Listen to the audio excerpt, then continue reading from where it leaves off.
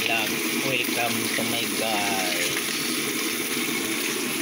Kita natin guys yung kuha natin. Dinagdagan na naman natin dito guys. Oh, mayroon na naman siyang lagayan ng niluluto natin. Oh, ganda talaga. Oh, ayan oh, connection pa rin siya dyan. Oh. Yun pa rin. Oh, yun, may lagayan tayo. Stainless, kinis. Oh, sa kabila. So mayroon siyang railings. Yan o. Sa kabila mayroon ding railings. Yan, lagyan mo ng mantika. Mayroon ding railings dito o. Para pag yung niluto mo, sandal mo doon. Yung niluto mong pinirito. Yan. Yan o. Pag guys, nagkaprito tayo, wala namang apoy. Walang apoy. Sa first layer sa baba, ito yung lagayan ng mga takore. Yan, lagayan ng takore yung first layer. Yung pangalawang layer, heat diffuser, at saka lagayan ng abo. Yung heat diffuser dyan, nakalagay na yan dyan para nakasalansan.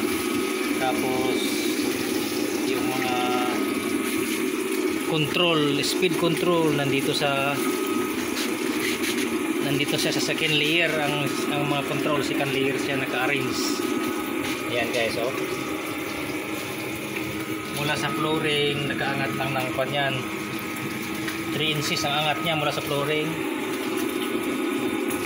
First floor mga takure, second floor, third floor. Sa third floor lagayan ng ulam, lagayan ng kanin. Kung halimbawa naluto na yung kanin, pwede dito.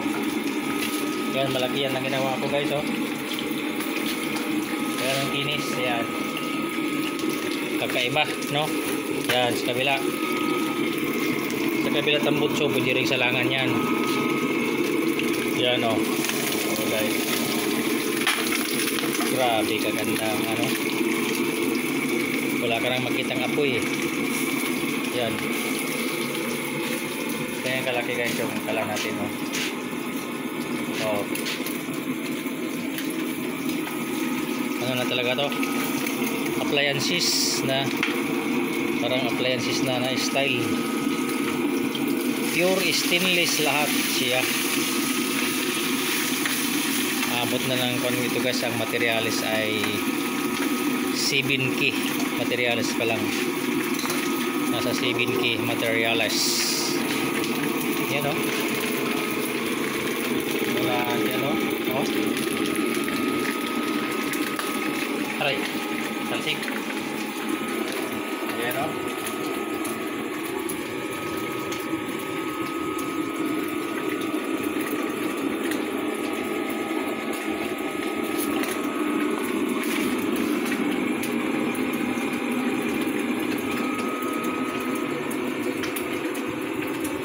Grabe guys, masalansan ko yung mga gamit. Ma-arrange mo yung mga gamit. Pwede mong lagyan ng kardero doon sa first layer. Pwedeng magkatabi doon ng mga karderong, dalawa pang kardero eh. Dito sa second layer, ano na lang yan, heat diffuser, lagayan ng abo, lighter, plies, basahan, tapos yung extra overflow langis at saka tubig, maghalo-halo dyan guys yung overflow dyan.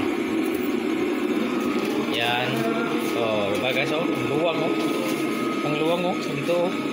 Pag mayroon kang troubleshoot, halimbawa yung nagka-malfunction yung ano mo, yung mga speed control, buksan mo lang dito, nandun na yung ano, wirings.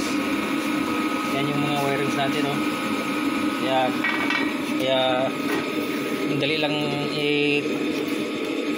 i-troubleshoot. Buksan mo lang itong takip sa taas. Buksan mo lang yan. Nandun na yung wiring sa ilalim yan.